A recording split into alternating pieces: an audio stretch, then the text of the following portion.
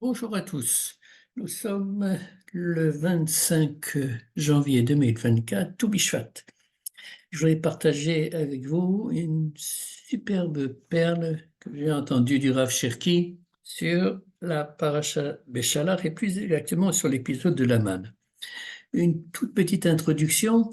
Nous connaissons tous l'histoire de l'Aman et en fait, comme le dit le Rav Forman, nous connaissons tellement les histoires que la Torah nous raconte, le texte de la Torah que chaque semaine nous entendons et chaque année également, et il nous est difficile souvent de faire attention à des points qui devraient nous faire poser des questions. On on connaît le début, on connaît le milieu, on connaît la fin, et il est extrêmement difficile de euh, faire attention à ce qui pourrait nous surprendre. Et en l'occurrence, c'est ce qui m'est arrivé également parce que la remarque à laquelle nous allons arriver et que fait le Rav Cherki sur le texte, c'est une remarque qu'on peut faire en lisant le texte en français, en anglais, en hébreu. Parfois, il faut que ce soit de l'hébreu pour vraiment euh, sentir qu'il y a un problème, mais là, absolument pas. Et donc, ce que je voudrais faire, c'est vous lire les versets qui traitent de l'Aman, dans la paracha de Béchalach, qui se situe dans le chapitre 16 de l'Exode, à partir du verset 4. Je vais prendre uniquement les versets qui sont euh, irrelevant, comme on dit en anglais. La traduction est celle du rabbinat français. Je commence par le verset numéro 4. L'Éternel dit à Moïse, je vais faire pleuvoir pour vous une nourriture céleste. Le peuple ira en ramasser chaque jour sa provision, et j'éprouverai de la sorte s'il obéit à ma doctrine ou non. Verset 5. Le sixième jour, lorsqu'ils accommoderont ce qu'ils auront apporté, il se trouvera le double de leur récolte de chaque jour.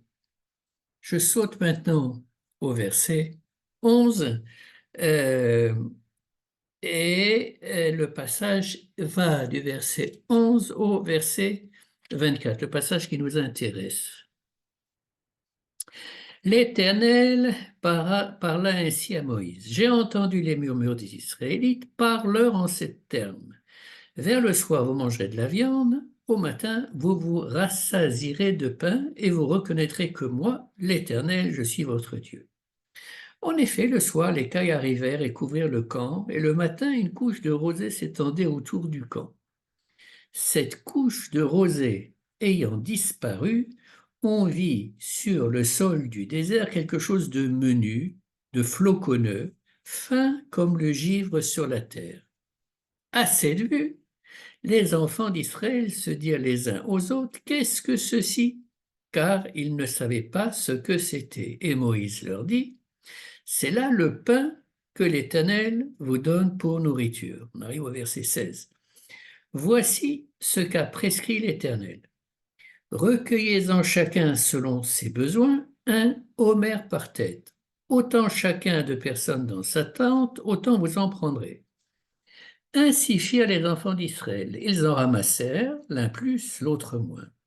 Puis ils mesurèrent à l'homère. Or, celui qui en avait beaucoup pris n'en avait pas de trop, celui qui en avait peu n'en avait pas faute. Chacun avait recueilli à proportion de ses besoins. Verset 19. Moïse leur dit que nul n'en réserve pour le lendemain. N'écoutant point Moïse, quelques-uns gardèrent de leurs provisions pour le lendemain, mais elle fourmilla de vers et se gâta, et Moïse s'irrita contre eux. Ils recueillirent cette substance tous les matins, chacun en raison de sa consommation. Lorsque le soleil les chauffait, elle fondait. Mais il advint au sixième jour qu'ils recueillirent une provision double, 2 homères par personne. Tous les philarques, c'est les Nissim, les chefs de la communauté, vinrent l'annoncer à Moïse. Il leur répondit, c'est ce qu'a dit le Seigneur. Demain, et le Shabbat solennel, le saint chômage en l'honneur de l'Éternel. Ce que vous avez à cuire, cuisez-le, à faire bouillir, faites-le bouillir aujourd'hui, et toute la provision restante, gardez-la en réserve pour demain. Verset 24, ils la réservèrent pour le lendemain comme l'avait ordonné Moïse, et elle ne se gâta point, et il ne s'y mit point de verre. Point du verset 24. En lisant ce passage, je me dis que si je me projette à l'époque de cette sortie d'Égypte, eh bien, je pense que j'aurais fait partie de ceux qui, en récoltant la manne le premier jour, euh, en auraient gardé pour le lendemain, au cas où, eh bien, il n'y en ait pas, n'est-ce pas? Vous connaissez sûrement l'échelle des besoins des besoins humains qu'a mis au point un sociologue qui s'appelle Maslow. Et donc, c'est une sorte de pyramide où, en fait, il faut d'abord subvenir au premier besoin, le primaire, ensuite le second, troisième et quatrième. Oui, et quel est ce premier besoin? Bien entendu, la nourriture, l'eau, la nourriture. Sans ça, il n'y a pas de vie et c'est vraiment l'élément essentiel. Et c'est pas par hasard que les personnes qui, dans leur vie, ont manqué de nourriture ont tendance, quand ils ont les moyens, d'en accumuler, de faire des réserves, justement au cas où il y ait des problèmes.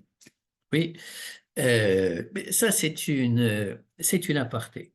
Là, ce que le Rav Cherki nous fait remarquer, c'est la chose suivante, c'est que euh, quand Moïse dit au verset 19 au Bnei Israël que nul n'en réserve pour le lendemain, c'est un ordre, c'est une mitzvah, c'est une loi.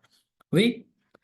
Euh, et la tendance naturelle pratiquement de l'homme, de la femme, de l'individu, quand on reçoit une loi, n'est pas nécessairement de l'accepter. Et c'est vrai dans beaucoup de domaines. Si la vitesse est limitée, mettons, sur une autoroute à 110, ou à peu importe quelle est la limite, s'il n'y a pas de radar, s'il n'y a pas de flic, la probabilité pour qu'il y ait un certain nombre de conducteurs qui dépassent cette limite de vitesse est élevée, n'est-ce pas? Ce n'est qu'un tout petit exemple. C'est-à-dire que la loi est contraignante, oui, et qui aime la contrainte. Donc, euh, cette réaction, d'une partie en tout cas du peuple, est naturelle. Mais nous fait remarquer le Rav Cherki quelque chose auquel j'avais totalement loupé, je n'ai jamais fait attention jusqu'à ce que j'ai entendu ce cours. Au verset 22, il est écrit: mais il advint au 6e jour qu'ils recueillirent, donc le peuple, les Bnei Israël, une provision double, 2 omers par personne. Qui leur a demandé d'en recueillir le double? Personne. À tel point que la suite du verset, c'est tous les filards, tous les nessim, tous les chefs de tribus, tous les filards de la communauté vinrent l'annoncer à Moïse. Ils ont dit, je ne dirais pas cafeté, mais ils sont allés rapporter à Moïse que les Bnei Israël se comportaient de manière différente par rapport aux 5 premiers jours et qu'ils avaient pris le double. Réponse de Moïse, il leur répondit: c'est ce qu'a dit le Seigneur. Oui, et c'est ce qu'on a lu tout à l'heure au début, effectivement. Akadosh Baruch Hu avait ordonné à Moshe de dire au Bnei Israël que le 6e jour, ils prennent une double portion, mais Moshe n'avait pas transmis cet ordre. Donc, il s'agit d'un comportement spontané des Béné Israël le 6e jour de prendre la double portion de manne qu'ils était censé effectivement prendre. Pourquoi cet épisode est-il nécessaire? Était-il nécessaire, demande le Rav Cherki? Et je pense qu'il propose une explication extrêmement belle et qui est la suivante. Il dit, car les Bnei Israël étaient sur le point de recevoir la Torah. Or, chacun d'entre nous, chacun des Bnei Israël, avant de recevoir la Torah ou en la recevant, peut se poser la question de savoir si cette Torah est en accord avec ma volonté intérieure, avec ce qui me convient véritablement. Oui, puisque on a 613 mitzvot, etc. Il y a beaucoup de choses qui sont interdites à différents niveaux, dans différents domaines dans la Torah, et c'est pas nécessairement quelque chose qui est évident, n'est-ce pas? Eh bien, et non seulement c'est pas évident, mais comme on l'a vu tout à l'heure, on a une tendance à vouloir rejeter ces, comment dirais-je, ces contraintes. Et personnellement, je connais pas mal de personnes qui ne veulent pas s'imposer des contraintes supplémentaires à celles qui existent dans la vie de tous les jours, se rajouter en plus les contraintes de Shabbat, de Kashrut, etc., etc. Ça va pas. Bon, maintenant, pour revenir à ce que dit le Rav Cherki, il dit la chose suivante. Il fallait que les Bnei Israël aient une expérience vécue du fait que leur comportement spontané soit en accord avec la volonté du Créateur. Et ça, c'est ce qui allait les préparer à recevoir la Torah. J'ai repris les termes exacts du Rav Cherki. Je vous invite à réfléchir à ce qu'il a dit et je vous souhaite Shabbat Shalom.